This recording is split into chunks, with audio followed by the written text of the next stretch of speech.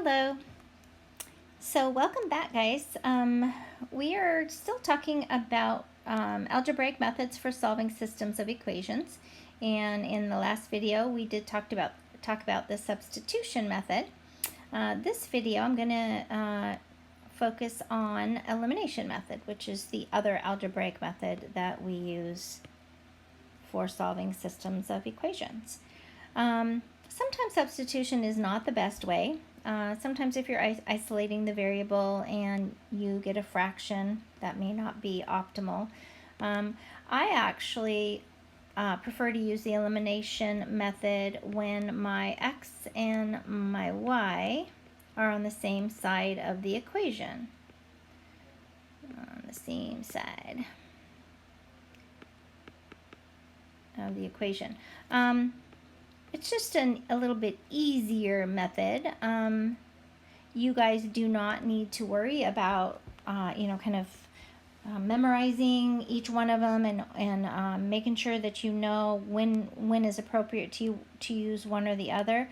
This is really your choice, and you can use the method that you feel is best in the situation that you're in or the problem that you're on. Okay, I'm just kind of giving you a few hints as to sometimes when one might be a little less work than the other one. Okay, guys, so the idea with elimination method is to, what we're trying to do is modify. Sometimes we have to do it, sometimes we don't have to do it, but if we need to, we modify the equations to get opposite terms that add to 0. I'm going to jump down here just to illustrate what I'm talking about.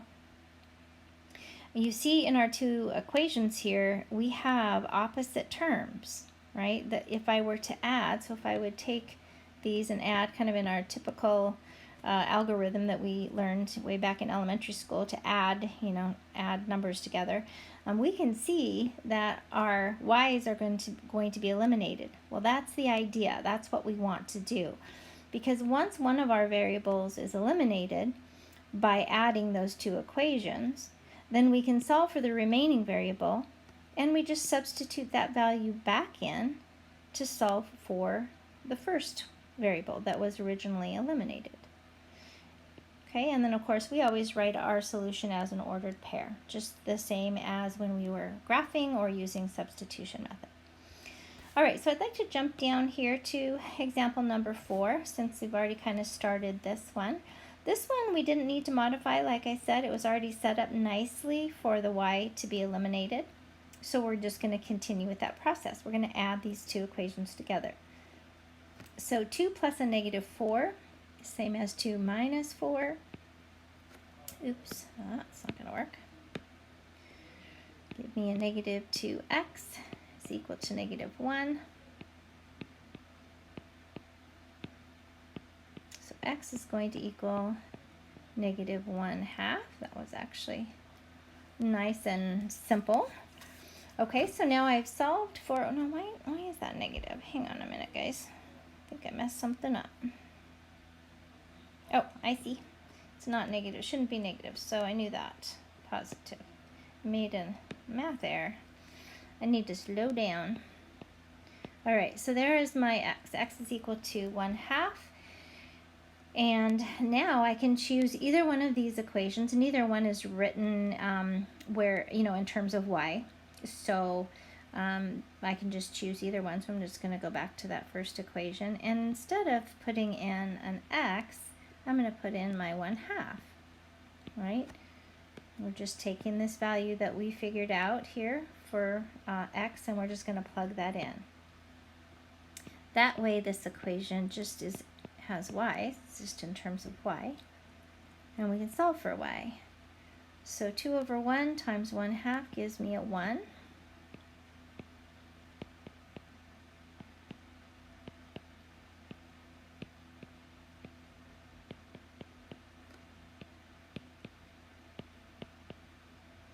And it looks like y is equal to 1/3. So we have our value for our x and for our y. And we would write, of course, this solution as 1/2, 1/3.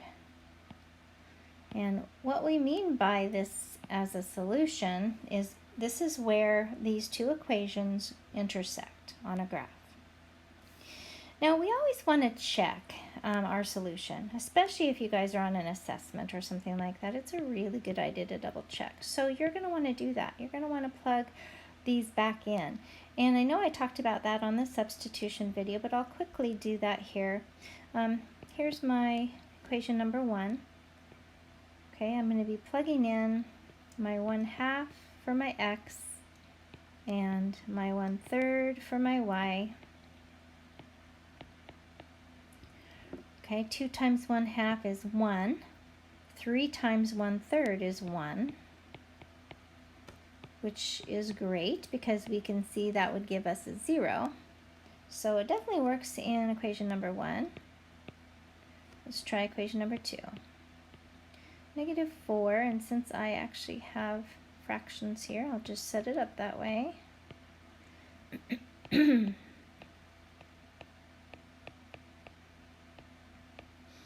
It's -1. So we've got a -4 divided by 2. It's going to give me a -2 plus 1. And -1 surely equals -1. So we can see without a whole lot of work that this solution checks out in both of the equations. Remember that it needs to make both equations true. If it only makes one of the equations true, it's an indication that we have the wrong solution. All right, guys, let's move on. I'm going to have to actually make some room here. I'd like to take a look at example number 5. Now we can see in example number 5 that it is not set up quite as nicely. We don't have opposite terms that would add to 0. We can see that if we were trying to eliminate our x's, we would have to multiply that entire first equation by 3 and the whole second equation by 5 in order to get 15x minus 15x to eliminate our x's. So let's take a closer look here at our y's. We can see that if we were to just multiply the equation number 1 by -2 on both sides, it's going to be a little bit easier than trying to get rid of our x's.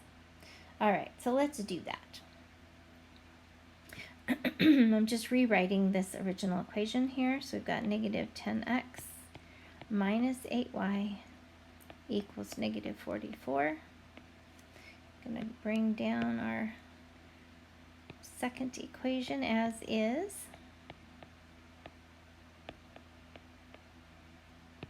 Okay, now we're ready to add them together. We can see that our y's go out nicely, leaving -13x, and that would be a -26.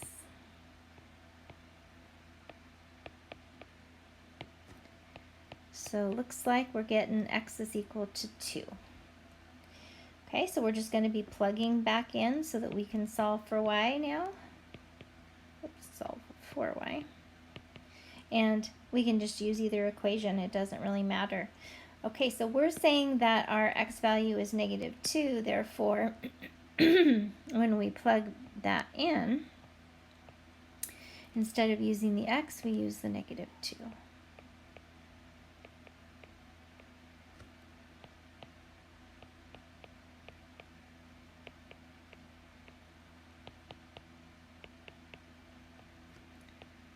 So 4y is equal to 12.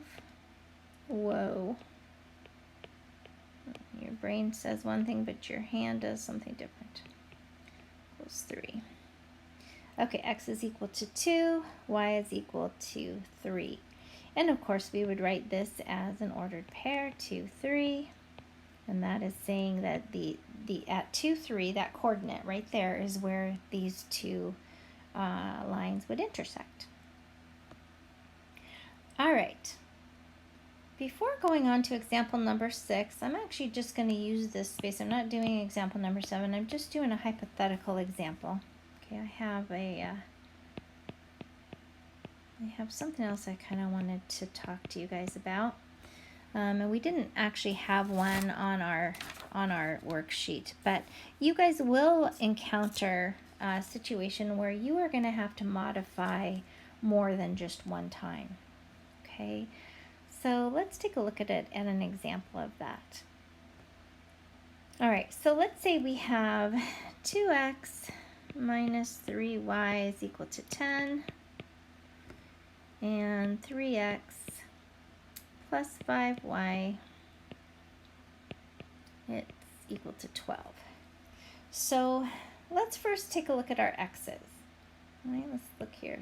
In order for us to eliminate our x's, I would have to multiply my equation number 1 by 3 or negative 3, and the bottom equation by 2 or negative 2, right? So I have 2 steps there. Okay, well, the same is true if we want to eliminate our y's. I would have to multiply the top by 5 and the second equation by 3, right? So either way, I have 2 steps to do. So it doesn't really matter, but this is one of those situations where we have more than one move to make before we can add.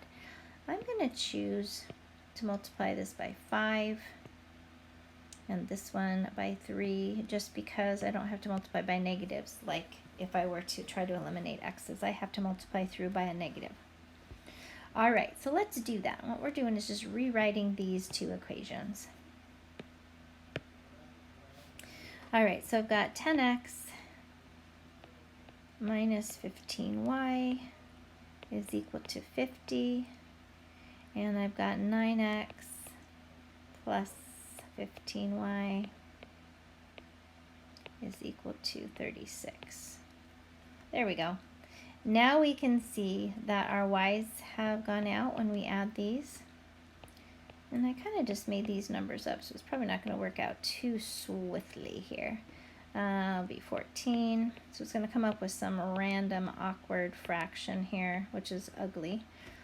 If you guys had a situation like this, you hopefully they would give you a problem that is a little easier to work. Of course, if we were to plug this back in to solve for our y, you can see that's going to be a pain in the butt, right? To plug in our 14 over 9, but you guys get the point. My biggest I guess purpose here for showing you this is that sometimes you have to modify not once but twice in order to get that cancellation there. Okay guys, so let's jump to example number 6.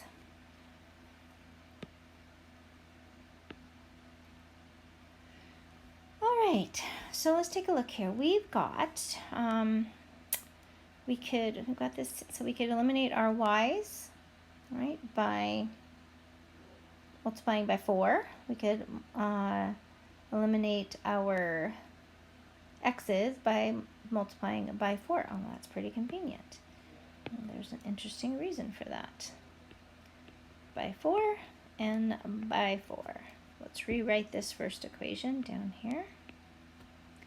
So 12y minus 8x is equal to 24. And our second equation,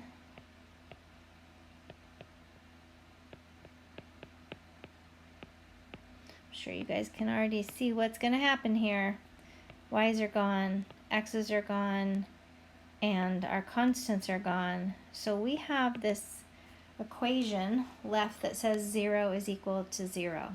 Well, we know from our work with special cases that if we ever have our variables disappear and we're left with a true statement, that means this is an infinite solution. Okay, so you guys will have situations like that where you have an infinite solution, you have special cases.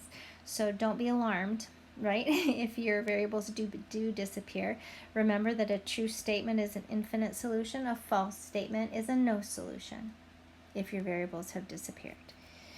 One just little thought that I wanted to kind of bring up here is that a lot of times when you're working with these equations, if you see an equation that can be simplified before you start working on it, just to make your life a bit easier, you know, you guys might have seen that. You might have seen that if you were to just go through and divide out the greatest common factor, which is 4, you would be left with exactly what the opposite, I should say, signs for up here. Okay, so that would have been a huge clue to you that, oh, wait a minute, those are the same. Those are the same. That's going to give us an infinite solution, or at least it's going to be a special case. If before we work it, we know something's up with that. Okay, guys, so you have a few left to work on your worksheet. I'm going to let you guys do that. Please use solutions if you need it. And we will move on to a few of the application problems. All right, see you soon.